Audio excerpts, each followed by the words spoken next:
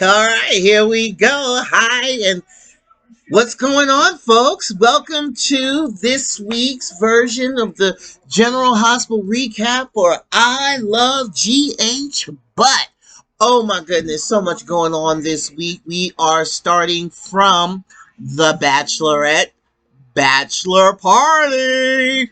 Oh, did we know that Brando had the moves that he had? Woo, Brando! Go ahead, Brando. I love the fact that he stuck it out. Why did he tell Dante? Because you know Dante loves putting people into those tricky little positions. Remember what he tricked what's his name into when he first got with Maxie. Why is his name escaping me right now? It's beyond me, but that's okay. I just got so much to talk to you guys about. We're going to move right along. We are. The bachelorette party was all that and a bag of chips. I'm sorry. I enjoyed it myself. Olivia has a pass. We need to watch out for Olivia because Olivia's walking around, with secrets in her closet. So, girlfriend is like, I'm still alive, but I'm not going to tell. Yeah, she ain't the sweet little innocent that everybody would like her to be. But that's okay. Dancing for your cousins, if that's not the most innocent way to make a few $100, I'm not mad. And his girlfriend wasn't upset. Sasha thought it was really funny.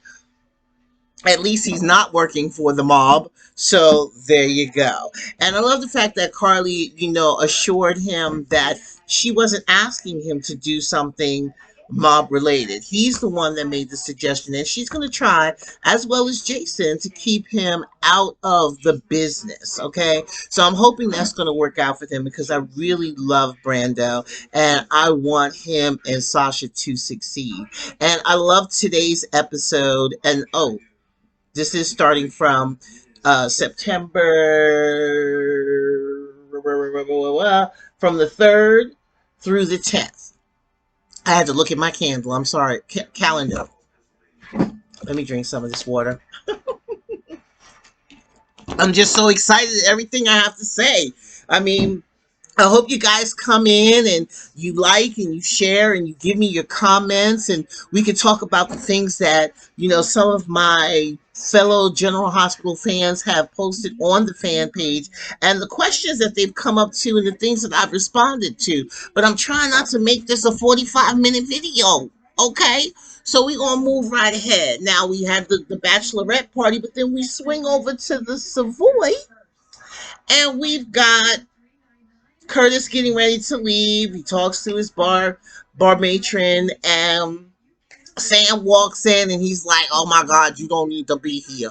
And she's like, "Well, why don't I need to be here, Curtis? What's the matter? What's going on?" And then, of course, at that point, Spinelli, Michael, and Jason walk in. They've rented the club for the night so they can have a few drinks and toast the groom and everything because obviously the 17th is coming along faster than we thought it was. But soap opera time is always different from real time. So we're not going to question that too much. But okay, cool. They come in, they having some drinks. Spinelli has his woe is me moment, and Michael gets to tell everybody, "Oh yeah, I'm happy." Willow told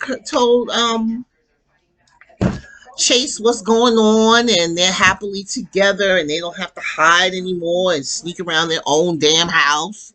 Okay, behind people's back because everybody else in the house knew they were together but Chase. But he even knew in his spirit. He just didn't want to admit it. But we're going to move past that for now because he's not relevant at the moment. So they took everybody to the PCPD. And of course, they had to hold Jason back. But that gave Dante the opportunity to kind of sort of apologize for all the years of, basically being jealous of the fact that Jason was closer to his father than he was.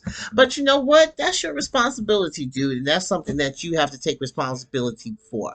The good thing that came out of all of this, including you getting shot and Sonny then at that point finding out that you were his son, is that you did develop some type of loving relationship between you.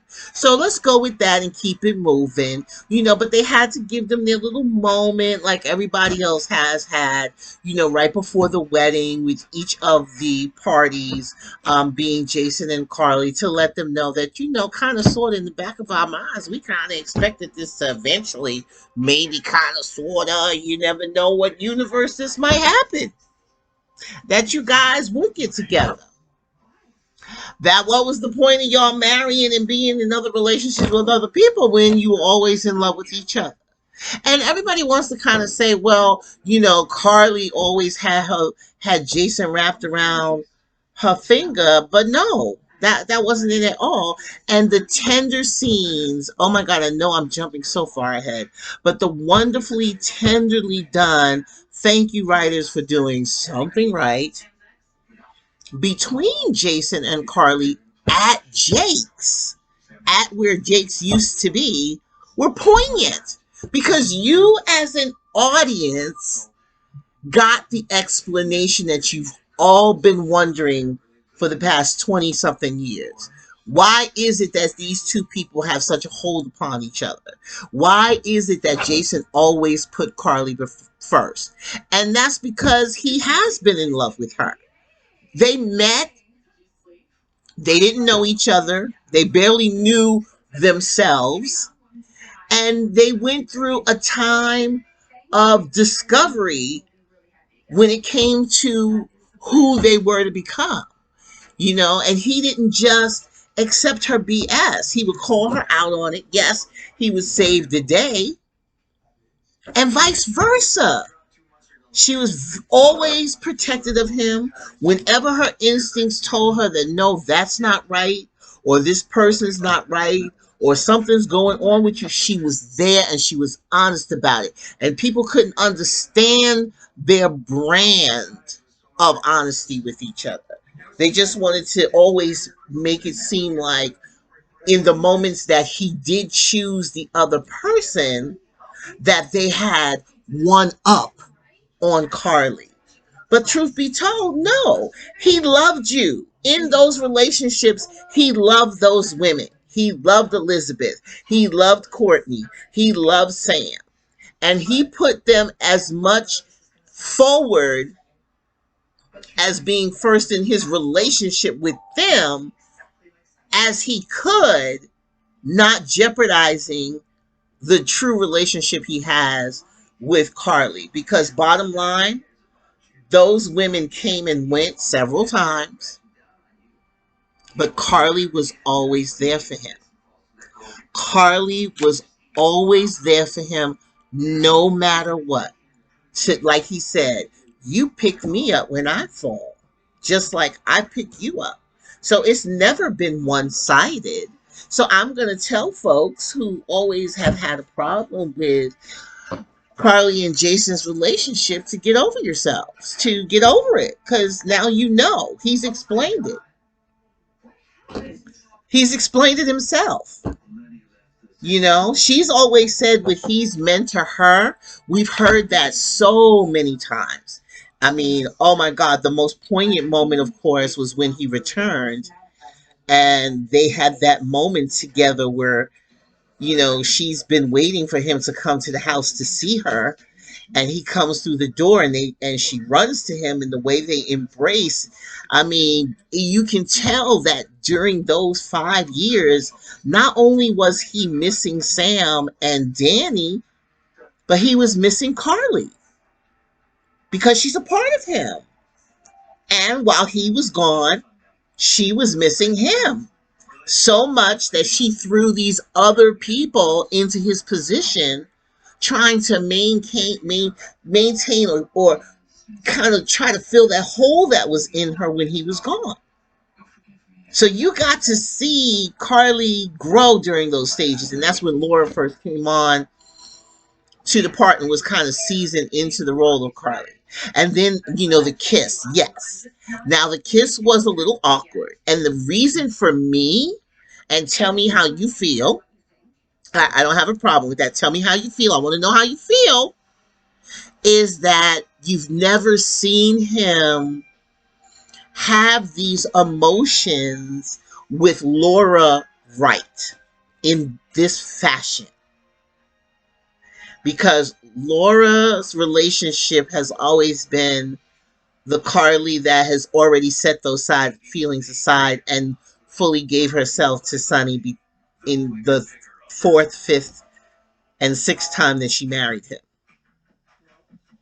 And she was able to come to terms with the women in Jason's life so that he could be happy, because that's all what she always wanted, was his own happiness. To have, like she's always said, she's always wanted him to have what she's had when it comes to love, not the crazy other stuff, but love.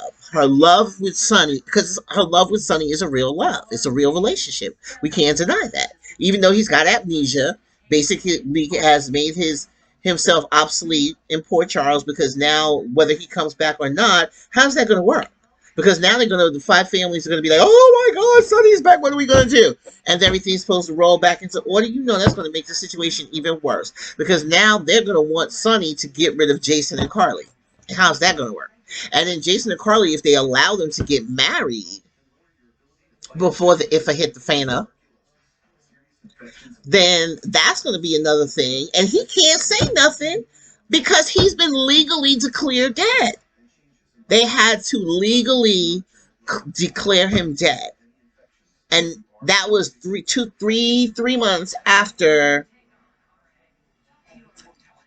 them looking for him. Okay, because as far as I'm concerned, the writers did not allow them to look for him. I'm going to keep the focus where it belongs. I find it really ironic that Sonny Mike is screaming from the rooftops that he don't want to know who he was before, that he likes the person that he is now, and it doesn't matter. And if these people really cared about me, why were they not looking for me?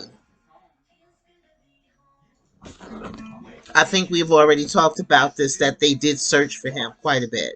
Not only did they go down there themselves, throwing themselves in the water, Sonny and Jason, Carly staying on shore looking for him, and Jason having his men and their people diving out there looking for this man, along with the police, for months, at least 3 months. Yeah, writers. That's a big slip. And the fact that nothing is clicking in his amnesiac mind is ridiculous, because amnesia does not completely work that way, where he's going to lose all of his memories and nothing come to click. The watch and his wedding band with the engraving should have been the first thing. That should have been first. Okay. Then Nina's arrival should have clicked. She shouldn't have been allowed to take advantage of for as long as she has taken advantage of him. So crazy, because that's what it is. She's taking advantage of him. And it is purely out of revenge, which is what we know Jax is going to confront her with. And we watch her go through her super over dramatic, I'm happy, Jax. Do you want to take that away from me? I'm happy. Don't you want that for me? Are you kidding me? And he's looking at her like, is she serious? She's serious. I'm supposed to forget about the man who has been the bane of my existence for the last 20 years. Because Josslyn's 19. And he's been in town longer than that, so 20 plus. That does not click in his mind. That's a problem for me. That alone is a huge problem, because Jax and him have such a rivalry that there's no way in the world that his automatic feelings towards Jax that were negative from the moment he met Jax, not knowing in his amnesiac mind that this person has been in your life for most of it, and y'all share a daughter and a ex-wife, the woman that you love, that you just remarried and had a new baby with 6-7 months ago, that's now calling your best friend daddy. Cute little thing. But yes, and we got to teach her to call me Jason. That's deep. He's not ready for her to call him daddy, and I can appreciate that. He don't want her to forget that she has a father, and his name is Sonny. And even though he's not here, we have to keep his memory alive for her, just like we have to keep it alive for Avery. So I'm hoping Ava does not leave town and think she's taking Avery. I really hope. Okay, I'm not going to talk about Spencer and Esme, the Kukozie, Crazy, Storkazie, out of her mindsie, that Trina should have slapped the living taste out of her mouth. But I'm not going to talk about them today. I'm just really, really setting us up for the fact that the shit is about to hit the fan when it comes to Sonny Mike.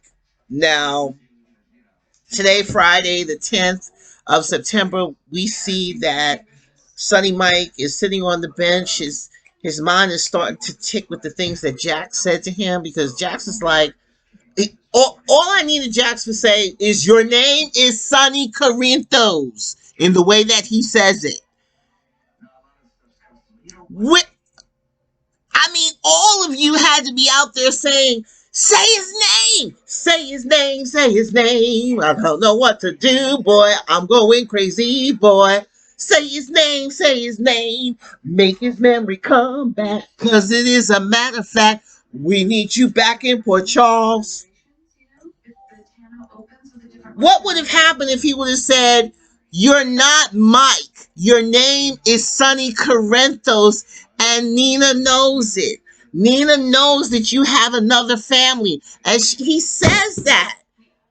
And then he says again, well, why aren't they looking for me? Are you kidding? I'm not. I'm going to move past it. But to have Sonny Mike tell Nina that he loves her, and then have that heifer turn around and say she loves him back, knowing she has no right to do so. No right. None. Can't claim him. He ain't yours. He belongs to somebody else. And she been waiting for him. And Carly has struggled because she has a deep, she has that intuition. Deep in her, she knows for some reason that he ain't dead. But how can we prove it if he ain't showing up? And if Nina would have told him who he was from the Jump Street, that would have triggered his memories. And if they would have did it the right way, I'm repeating myself. I'm sorry. I'm repeating myself. But now that Jax has confronted her and she has gone through the boohoo, and I know that we have had a disagreement, and I hope the ladies that I did talk to on the fan page do come over and you see this and you make your comments, and I'm there for when you premiere it, and we can talk about it, that y'all have a problem with the confrontation. And I don't know, people like Nina and Mike together when you know it's wrong. I mean, how do you know it's wrong and still like them together? It's like pukey, I mean, if you have a problem with Laura and Steve, or Jason and Carly kissing, and you don't have a problem with Sonny and Nina, ew. Because what makes it illy is that we know the truth, and she knows the truth. Okay, and his family has been looking for him. I'll be right back. I'm back. Had to go take care of something. But I mean, come on now. How you gonna try to justify your actions because you think he's better off without Carly and his family because you're happy? I'm happy, Jax. Really? Stealing another person's life. Mad at everybody because they weren't honest with you about Nell. Don't get me started. Crazy is as crazy does. If you saw my notes, you would be like, okay, Nancy, calm down. No, crazy is as crazy does. I wrote, it does not take much for Nina to slip mentally when she becomes attached to something or someone. We've seen it. We saw it with Franco. And when she decided that Avery was going to be her baby and she snatched Eve, I still don't understand that they're friends. We're not going to get into it. I'm sorry. I'm just rambling on with that one. So we can move forward as fast as we could, quickly as we can. And then after it was Valentine and Charlotte, because one, she did not want Lulu to be her mother because she wanted to be her mother. And then from that, we had her attacking Willow because Willow dared to point out how entitled this child thought she was and her bad behavior. Oh, she's just growing into her woman. The little thing, I'm not going to call out her name. I almost did. Forgive me, Lord. But the little girl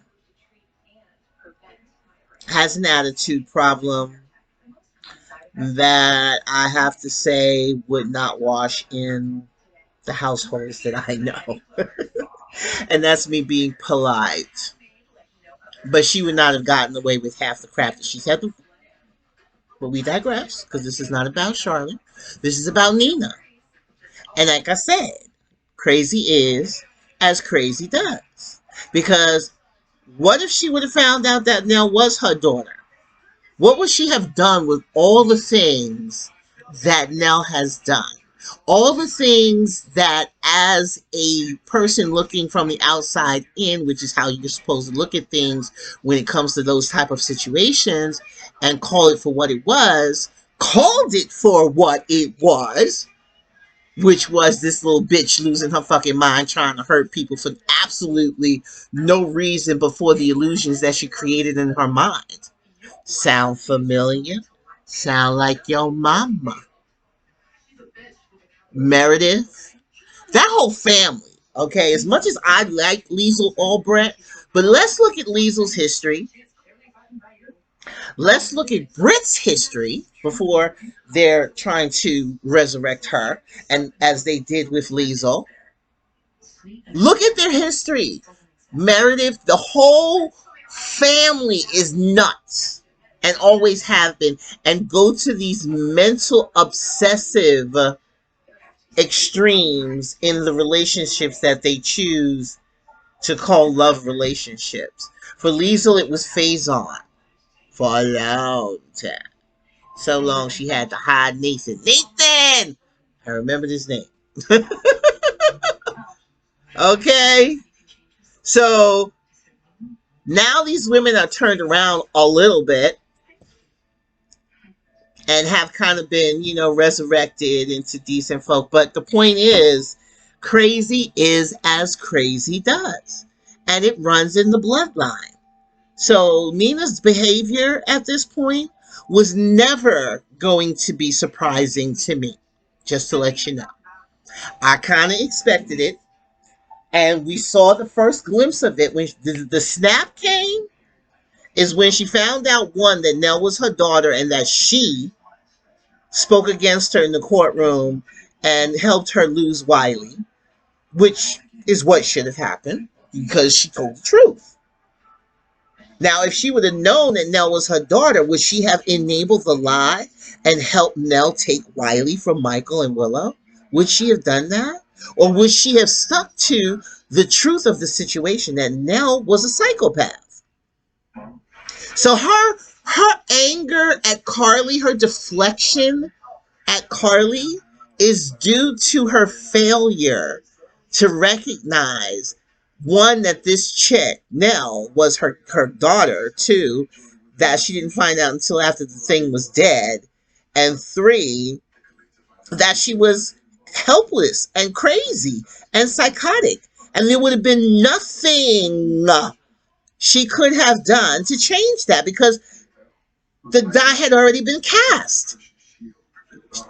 Nell had been committing crimes before she even came to Port Charles, before she even killed her first fiance. She was always up to shit because of who her father was. Her adoptive father, yes, but that's who she learned it for. But then on top of all of that, the genetic pool was already set. So isn't that what she's really upset about? So the only person that she can deflect that anger towards, which she should be feeling towards herself, and recognizing, we need some therapy up in this mug, okay? All of us, we need to. And poor Maxie, oh my God, she's stuck in the mix by marriage. So even though Nathan is gone, and thank God she didn't marry Peter. I mean, what? Talk to me. Tell me what's on your mind. What are we looking forward to happening next week in Nixon Fall? I'm not going to talk about the mob and their tired attempts to, go against Carly and Jason during the wedding. We'll see that whole scenario play out because, there can't be a formal affair without some kind of traumatic event involved and intertwined in the same thing. Everybody's been watching The Godfather and they got to play out the same formula each and every time. Can we do something else, please? But okay, we're looking forward to that happening next week. So how is his mind going to flip? What is it going to take to drive that connection? Is Sonny Mike going to have to actually see Carly for him to have a full memory and it not be misdirected like Miss Thing did the other day to him? Yeah, I'm going to keep harping on that one. Because every scene is on now. I'm going to fast forward. Remote. This is why I don't watch it in real time. And sometimes I like to run the week while I'm recapping so I can pick up on stuff and just kind of throw it out to you guys. But yeah. Every time I got to sit and watch these two people in scenes together, it just makes me want to throw up. Because again, we know it is wrong. Okay? So tell me what you think. What are we expecting for next week? I want your comments. And if I'm here with you during the premiere, then I'm gonna respond to you. So let's have at it. I enjoy this banter between us. I would love it to be like we're sitting at the table with our tea and coffee and we're just recapping the week, or like we used to do back in the day, get together after work on the phone and be like, girl, did you see General Hospital during lunch today? Because honey, you take lunch at 1 o'clock, and the fact that we can now watch every damn thing on the phone, that's the experience that I'm looking for. I don't mind cursing. It's okay. You can curse all you want to, because yes, I will. I curse. But that's because I'm passionate and I get excited, and I'm a little goofy, and I am expressive. So that's what we gonna do. So what has brought me now? I gotta go back to Nixon Falls. I ain't never spent this much time in Nixon Falls. I've always said it's a second soap opera within the soap opera. And because we're climactic, we're finally, please, let us be coming to a climax with Nixon Falls. They killed off Lenny, so we know that Phyllis is going to be closing the channel for repairs and going back to Port Charles with Nina to try to save her from herself. And explain to these people that they didn't know any better, that he's much happier with us than he is with you. I don't like her. Sorry. Y'all can get rid of her. She can go. Don't kill off Jordan, because she's still unconscious with one kidney at 58% carbon dioxide poisoning. Her and Portia get trapped in the basement on this case that leads them Jordan there regarding Sean and Hayden's mama, Naomi. And Curtis and Portia are there for information about Crichton Clark from the same dude.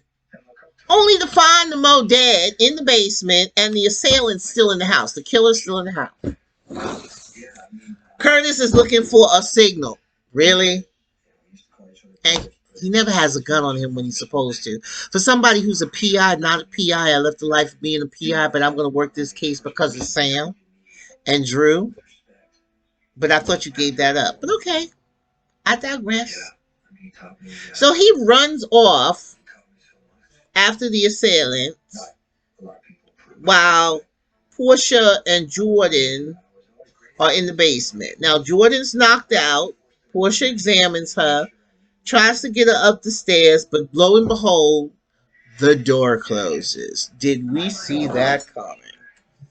So creative you are. So the door closes and they're stuck, and so we're going to die. We've got CO2 filling the room. We can't fire her gun to blow off the lock, because if you do that, we have a spark, the house blows up. So that's why they always resort to gas, because the person usually either has a pipe or something, and then you can't create a spark because then everything blows up. So we're stuck.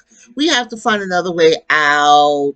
So, and we don't have a signal. So I'm going to go up here and bang on the door for Curtis, who is in the woods, beating up the dude, fighting with him for the dude to tell him, ha ha ha, your girlfriend's going to be dead in a minute if you don't get back, okay? Thanks for the information. He knocks him out. He runs back to the house. We got Portia in the basement about to tell Jordan that Curtis is Trina's father. We knew that shit was coming. So, how's this going to work? Jordan's going to wake up, and her and Portia are going to be talking, and she's going to be like, Portia, I heard what you said. What is it that you need to tell Trina about her father? Because everybody knows about the affairs between the foursome that was going on back then. And while we don't think that Taggart and Jordan had a physical affair, they did have an emotional affair because they were working together as undercover cops. And Curtis and Portia had an actual affair before Curtis found out she was married, because Portia was lonely without her husband. So the dynamic there. And I knew Curtis is Trina's father. I knew it. She's just like him. She's got a little Taggart in her, but that's because that's what she grew up with. But her inquisitiveness, and even, the fact, the way that they've chosen the characters to be familiar to each other when it comes to the way that they look, it dawned on you. And then when we learned about the affair, it really dawned on you. But then there was the whole time thing, was Trina already born before she had the affair with Curtis? So not only was she cheating on Curtis, but she was leaving her small child at home, or she had the affair with Curtis before Trina was born, and Trina was conceived in that time that Taggart came home after his assignment and was like, I love you, whatever, whatever. And she had already had sex with Curtis. So, and Curtis had broken off with her. So why tell him? Because now at this point, this man does not want to be with me because I was married and he ain't moving like that.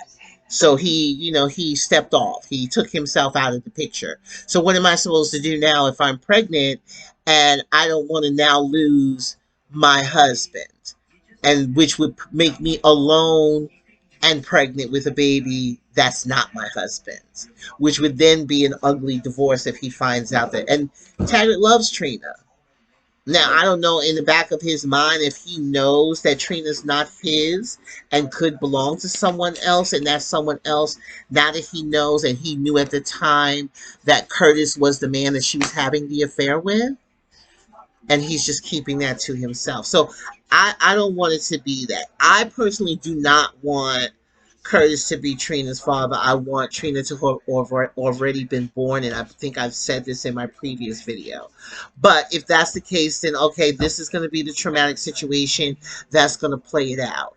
But in doing so, does that mean we're going to be losing Portia?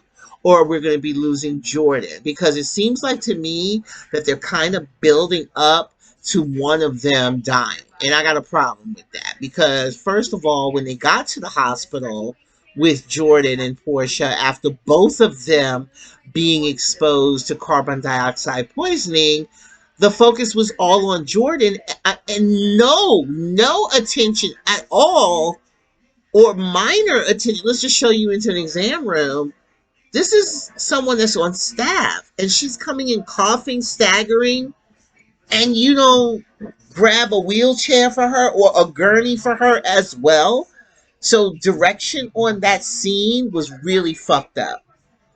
Okay, because what does that say? They both were affected the same way. And while Jordan absorbed more of it because of having one kidney, that doesn't make Portia less important. So to have her just kind of shuffled off to the side, and then you have Nurse Sherry, come in and she's, I guess, examined her. That wasn't enough for me, and I thought it was inappropriately done. So that poor direction on those scenes. If you agree with me, say so. If you don't, say so. What did you see? Because what I saw was off.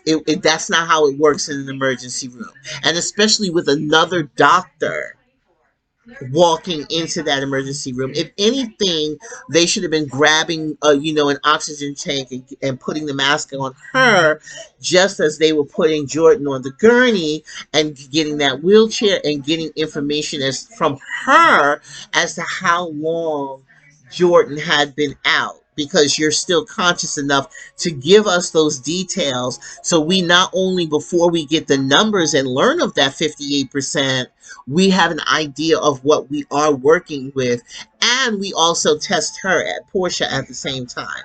And they didn't do that, and they didn't give us that impression that they were going to do that for her. So again, poor direction on those scenes as far as I was concerned.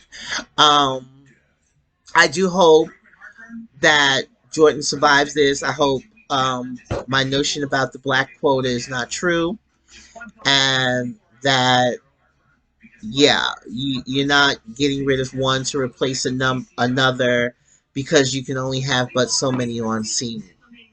Because I'm still wondering what happened to Valerie Spencer. Valerie went on an investigation and she just gone. We don't even see her at the station. There's no mention of her at all. She's not, she's not undercover. She's not on special assignment. She just went into an investigation room and has never returned.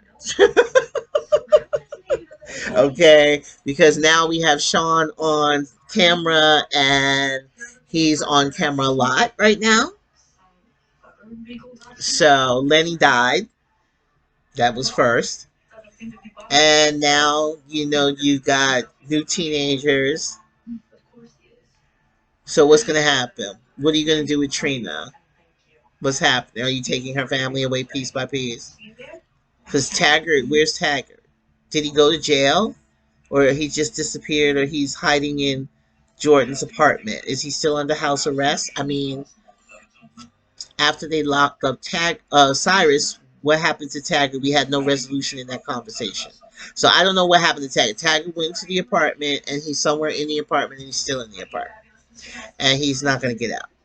Okay, so but Trina, I'm all for Trina busting Esme. I'm all for Trina stepping to her, giving her some black girl magic. Like, I'm gonna need you to explain why you call Kiki Lauren when nobody else called Kiki Lauren, not even her own mother. What's up with that? But the fact that Spencer came to Esme's defense the way that he did, and then the way Miss Esme got up in his ear. We're gonna do the bottle. The bottle's gonna be his ear. You know, if that's what you want, Spencer, for me to admit to everything, and then they find out what you did, rubbing his shoulders ever so aggressively, because we can do that, Spencer, if that's really what you want. That shit was gross. I mean, this little girl has got the crazy down. So, like I said before, Spencer done brought home his own personal stalker. Was that a single white girl? We got crazy rich girl. So how we gonna work this out? I am curious to see. I truly am.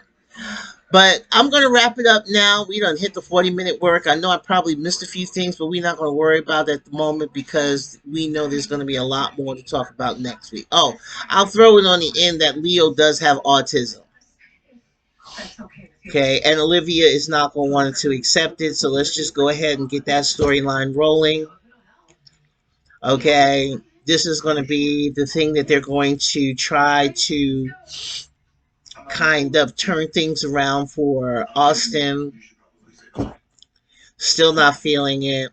I don't want to talk about Brooklyn and Maxie and their little confrontation and Brooklyn pimping Maxie out to Austin, forcing her to invite him to the wedding on the guise of getting information from this dude.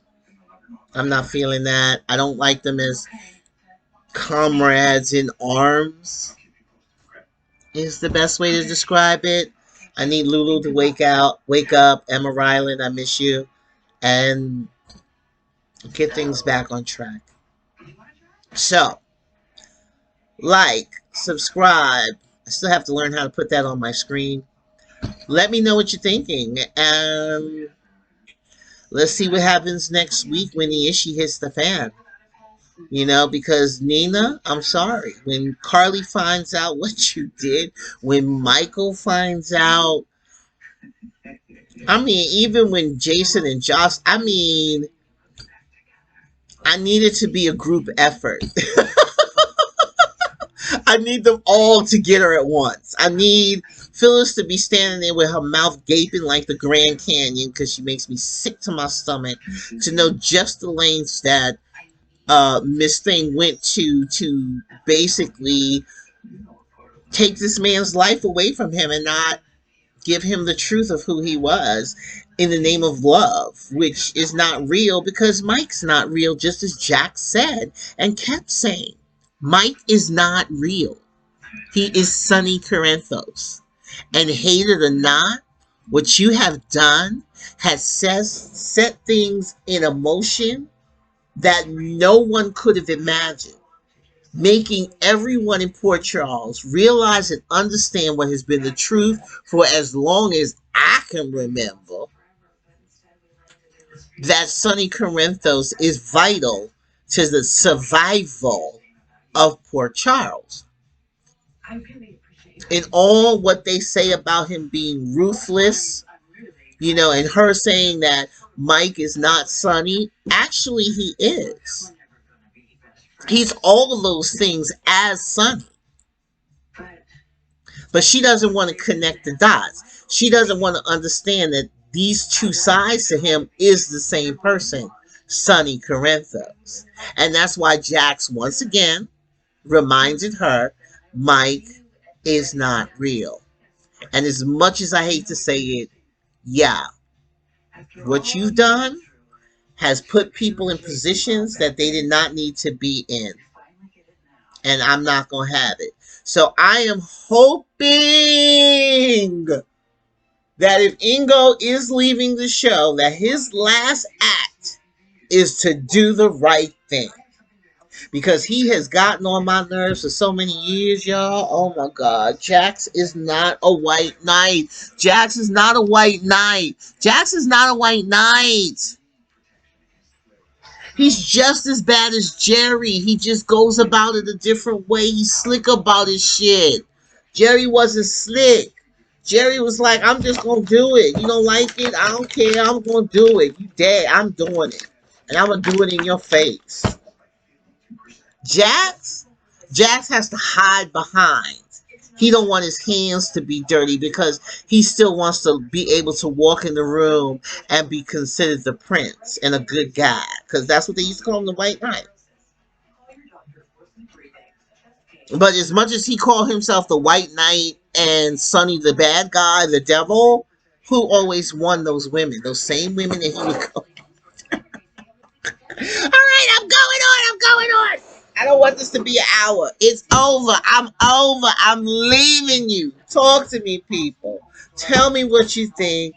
Let's get back to this next week. If I see your responses and I'm here with the premiere of the video with you this weekend, then like I said, I will respond, but I want you to like, share, comment, and subscribe so we can continue to hang out and talk about all things General Hospital here at I Love General Hospital. But take care. Have a great weekend.